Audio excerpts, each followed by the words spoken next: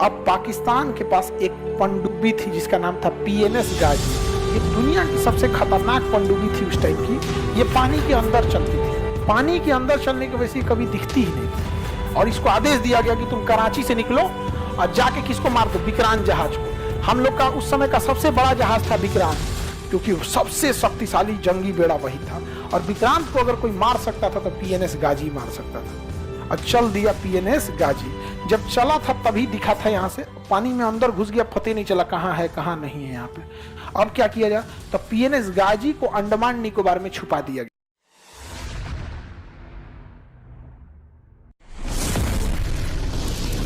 काम करना, और इधर क्या किया गया, धो दिया गया, मार के तबाह कर दिया गया पाकिस्तानी लोग को यहाँ पर। और यहाँ पे पाकिस्तान के पास यहाँ से अब इधर जो खाना पीना घट गया, बंगाली सब तो खाना देगा सब नहीं इनको, हाँ जो अरे दे दे सब इन लोग को, तो खाना पीना कहां से जाएगा। तो इधर से जा रहा था गोला बारूद, इधर से जा रहा था, नेवी मार के यहीं उड़ा दी है, यहां से गोला बारूद सब खत्म हो गया इधर। और दौड़ा दौड़ा मारी कौन, भारतीय सेना।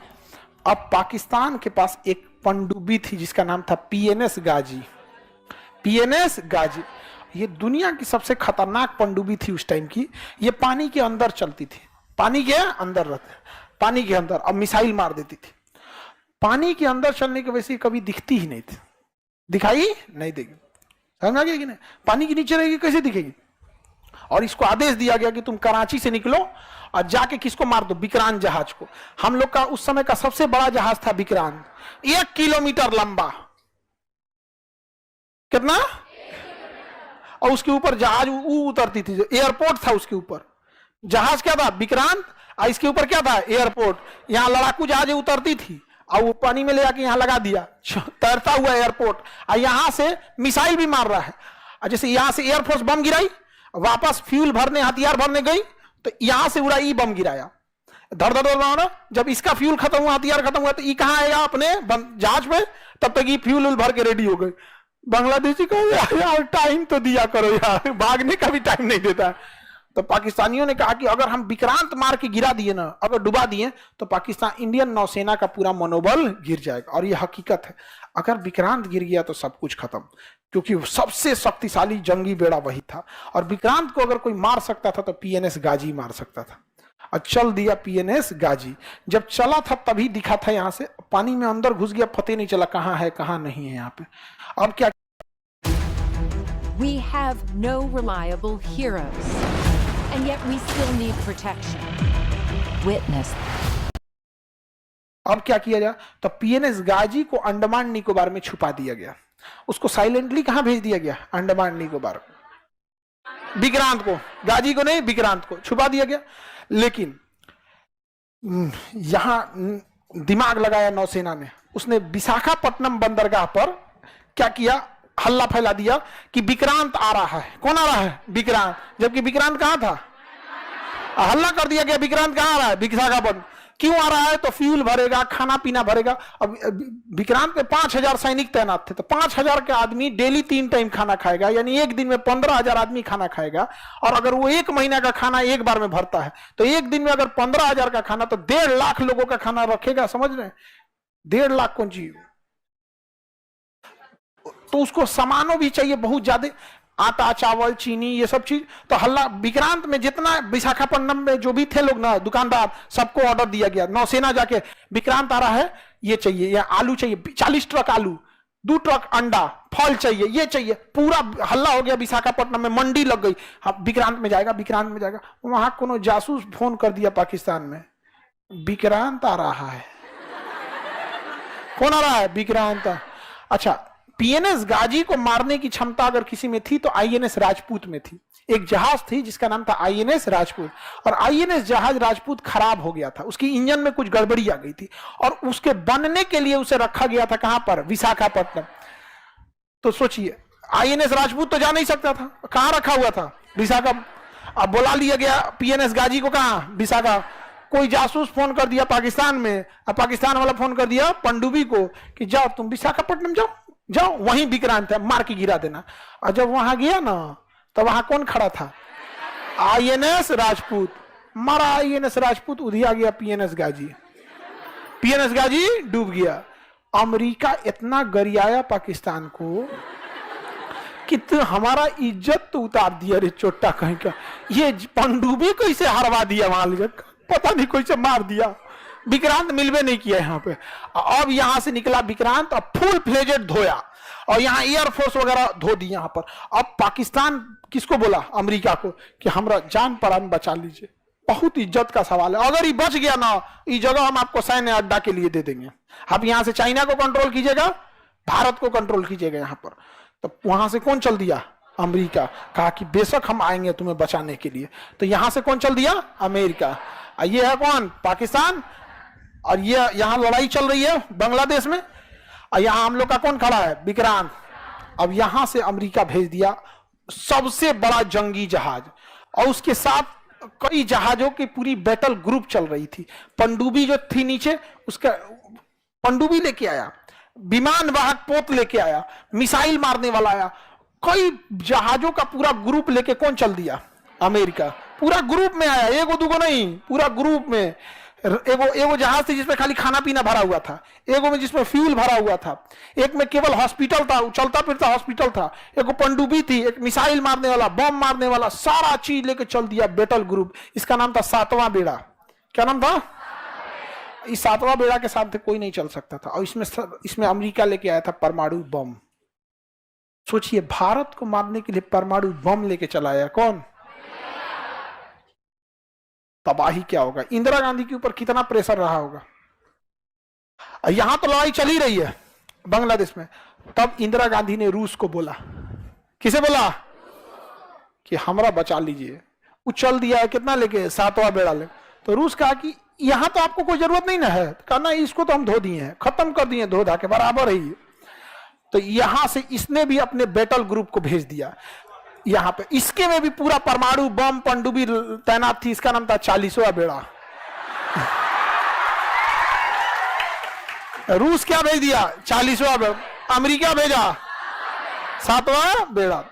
अमेरिका को आने में टाइम लगा, जब तक रूस यहां आके पहुंच गया। अब पूरी जहाजों को यहीं लगा दिया चारों ओर से, 40वां बेड़ा में चारों, और ऑटोमेटिक मिसाइल तैनात कर दिया कि अगर तुम 400 किलोमीटर से कम दूरी मेंटेन रखोगे तो ठीक है, 400 किलोमीटर पास आ गए ना तो मार देंगे ऑटोमेटिक। और जितनी पनडुब्बी लेके आया था ना ये रूस, सारी पनडुब्बियों को ऊपर कर दिया रेडी टू फायर मोड में। तो अमेरिका के साथ ना ब्रिटेन भी आया था। ये दोनों साथे चलता है सर। तो ब्रिटेन वाला ना अपने प्रधानमंत्री को फोन किया, वी आर टू लेट। ई वाला टू, TOO, बहुत लेट हो गया। हाँ, हुजूर आते आते बहुत देर कर दी। वो गाना है ना, हाँ, बेचारा पाकिस्तान गाना गा रहा है, हुजूर आते आते बहुत देर कर दी। ब्रिटेन का रहा है बहुत देर हो गया, अब हमारे बस का नहीं है। 40वां बेड़ा आ चुका है। तो अमेरिका धमकी दे रहा है कि हमारे पास परमाणु बम है, हमारे पास परमाणु बम है, लगभग 100 की संख्या में परमाणु बम लेके चल रहे हैं। तो रूस ने कहा कि हमारे पास भी परमाणु बम है। और जब चला था ये बैटल ग्रुप ना, तो उस समय तक गिनती जो हुई थी वो 200 के आसपास थी। जल्दबाजी में पहुंचना था, गिनती नहीं हो पाई थी।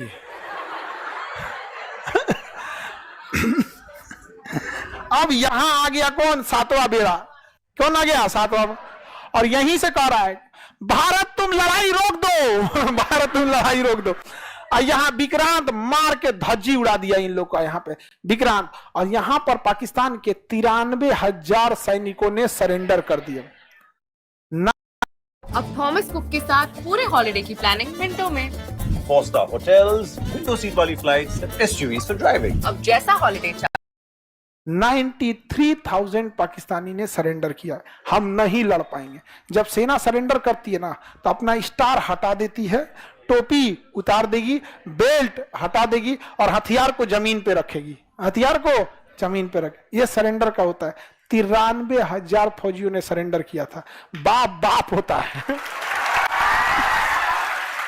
याद कीजिए, उसी लड़ाई में यहां हमारे 120 सैनिकों ने सरेंडर नहीं किया। ये चोट्टा 93,000 सरेंडर किया। Guinness book of world record में है। पूरी दुनिया में सबसे बड़ा सरेंडर जो किया, किसने किया? पाकिस्तान ने सरेंडर किया, पूरी दुनिया में सबसे ज्यादा। और यहां रूस किसको संभाल लिया? अमेरिका को संभाल लिया। अब 93,000 सैनिकों ने सरेंडर किया और भारत ने कहा कि आप एक्सेप्ट कीजिए कि बांग्लादेश आपका नहीं है। तो कहा कि हम एक्सेप्ट करते हैं कि बांग्लादेश आज से स्वतंत्र हो। कहा कि शेख मुजीबुर रहमान को छोड़िए। तो भारत शेख मुजीबुर रहमान को लेके आया और शेख मुजीबुर रहमान को बांग्लादेश का क्या बनाया गया, प्रधानमंत्री। लेकिन पाकिस्तान ने कनाडा से कुछ लोगों को हायर किया और शेख मुजीबुर रहमान को मरवा दिया, उनकी बेटी को भी मरवा दिया। उनकी एक बेटी इंग्लैंड में पढ़ती थी, शेख हसीना, जो अभी बांग्लादेश की क्या है, प्रधान। समझा गया। इसलिए जस्टिन ट्रूडो जब आए थे ना, अब भारत पे आरोप लगा रहे थे, तो शेख हसीना ने भी बांग्लादेश को बोला था, अब कनाडा को, कि चट्टा कहीं क्या बोलता है, हमारे पिता के असिस्नेशन में कनाडा का हाथ था। समझा गया कि नहीं आ गया यहाँ पे। तो उधर निर्माण किसका हुआ, पाकिस्तान। लेकिन अमेरिका इतना दबाव बनाया भारत पर, और रूस ने भी दबाव बनाया कि भाई हमारा 40वां बेड़ा जल्दी खाली करो, हमरा औरों जगह लड़ाई लड़ने जाना है, समेटो यहाँ पे। तब तक मानेकशॉ इंदिरा गांधी से कह रहे थे कि इधरों का कब्जा करिए लेते हैं, इधर भी कब्जा कर ही लेते हैं। लेकिन पॉलिटिकल प्रेशर इंदिरा गांधी पे ज्यादा था, क्योंकि अगर रूस अपना 40वां बेड़ा हटा लेता तो फिर अमेरिका चढ़ जाता।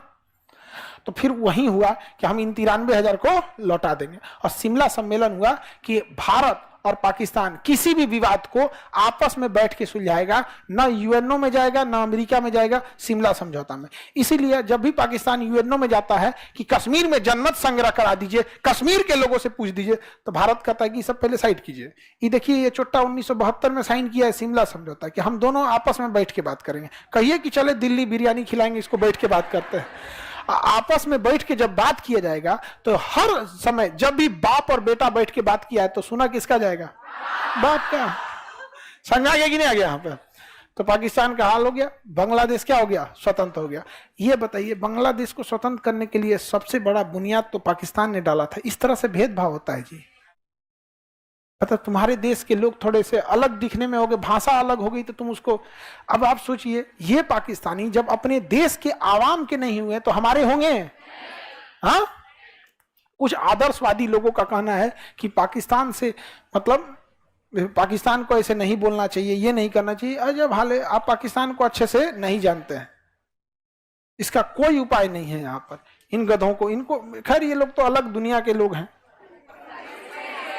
फरिश्ते आएंगे इनको बचाने के लिए। 93,000 के लिए नहीं आया, शायद लेट हो गया था। समझ आ गया कि नहीं आ गया। तो बांग्लादेश का निर्माण कब हुआ, 1972 में। लड़ाई हुई, लड़ाई मान्यता मिला 72 में। कितने सरेंडर हुए, 93,000। हम एक हिस्ट्री की बुक पढ़ रहे थे पाकिस्तान की, जैसे वहां के जो बच्चों की होती है, अब तो ऑनलाइन आप कहीं की बुक पर मंगा के पढ़ सकते हैं। तो हम पाकिस्तान के बच्चों की किताब पढ़े, हम मैट्रिक की बुक, उसमें कहीं 71 की जंग की चर्चा नहीं है। तो हम ऑनलाइन ऑर्डर, मतलब देख ऑनलाइन ऑर्डर करेंगे, आएगा नहीं। तो एक ऑनलाइन पढ़ने की भी व्यवस्था होती है, ई बुक। क्लास 6 से लेकर 12 तक, जैसे हम लोग एनसीईआरटी पढ़ते हैं, उसके क्लास 6 से 12 तक में बांग्लादेश की लड़ाई की चर्चा ही नहीं है। बस चर्चा है, और ये 93,000 सैनिकों के सरेंडर की चर्चा नहीं है। समझा गया। ऐसे रखा गया, बांग्लादेशी रहना नहीं चाहते थे, वो पाकिस्तानियों को अलग भावनाओं से देखते थे, इसलिए भारतीय पाकिस्तानी सेना उन्हें उनके हाल पे छोड़कर और चली आई। उनकी बाप रे बाप। अब बताइए, शिक्षा में ऐसे मिलेगा तो क्या होगा।